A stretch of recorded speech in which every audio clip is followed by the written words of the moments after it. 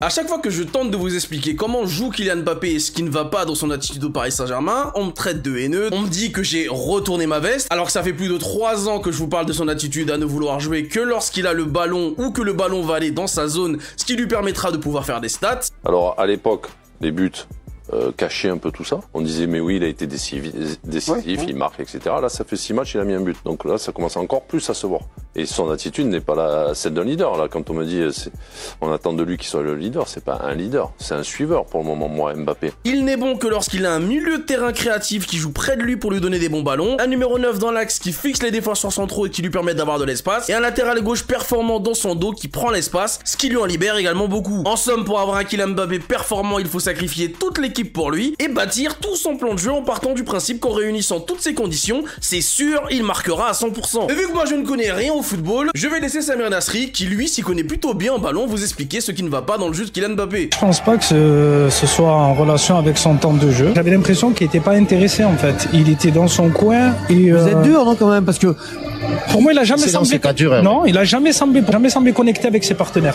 Alors, tu peux être sur le côté gauche, tu vois que tu touches pas le ballon, mais de temps en temps de permuter, tu peux rentrer dans l'axe, tu peux toucher le ballon. Il a du mal à varier son jeu, ça c'est une évidence. Le seul problème, c'est que si t'es bien pris et que t'as pas de profondeur, c'est du gâchis pour lui de jouer seulement arrêté. Il joue que quand il a le ballon. Alors que s'il prend le ballon d'un peu plus loin, qu'il commence des courses, qu'il est en mouvement, ben là il sera dans son match. Comme vous pouvez le constater, il dit exactement ce que je reproche dans l'attitude dans le jeu de Kylian Mbappé. J'ai bien envie de vous voir nous expliquer que Samir Nasri n'y connaît rien. J'ai hâte de vous voir me dire que lui aussi c'est un rageux et qu'il a la haine uniquement parce que Kylian Mbappé va au Real Madrid. J'ai également hâte de vous lire nous expliquer que Nasri est également un ingrat, comme si le fait d'avoir marqué des buts en 2022 te donnait une immunité totale pour ton attitude en 2024. En équipe de France, il n'était pas bon, mais ce n'était pas de sa faute, les matchs ne l'intéressaient pas. Depuis 2 mois quasiment coup sur coup, il n'est pas bon avec le Paris Saint-Germain, mais ce n'est pas de sa faute, c'est parce que Luis Enrique le sort des matchs. Il nous pond un rassemblement avec l'équipe de France catastrophique, on nous dit mais vous inquiétez pas, il n'avait pas envie contre Mauricio Isla et contre Kimmich. Pardonne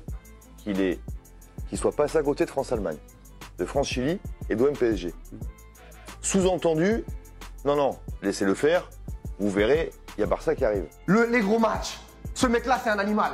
Il est animé par les gros matchs. Mais ce soir, c'était quoi? Mais ça veut dire qu'en fait, moi, ma grosse déception ce soir, c'est pas Luis Enrique. Enfin, ma plus grosse déception, c'est pas Donnarumma, c'est pas la compo. C'est lui. C'est Mbappé, ma grosse déception de ce soir. Ouais. Il est sorti de sa saison, Mbappé. Ah, mais ouais. Avec l'annonce à ses dirigeants qui resteraient pas au Paris Saint-Germain. Là, pour le coup, il est sorti de sa saison. Il a bien un coup de patte parce qu'il faut jamais le sortir, Kylian Mbappé. Faut attendre la 94e minute. C'est là où il fait mal à ses adversaires. On a bien compris, avec Kylian Mbappé, on a atteint le même niveau de fanatisme que certains Barcelonais et certains Argentins avec Lionel Messi. S'il est mauvais pendant une rencontre, ce ne sera jamais lui le responsable, ce sera toujours de la faute des autres. C'est le moment pour les grands joueurs, donc voilà, je suis prêt et bien sûr, comme d'habitude, je vais pas me cacher.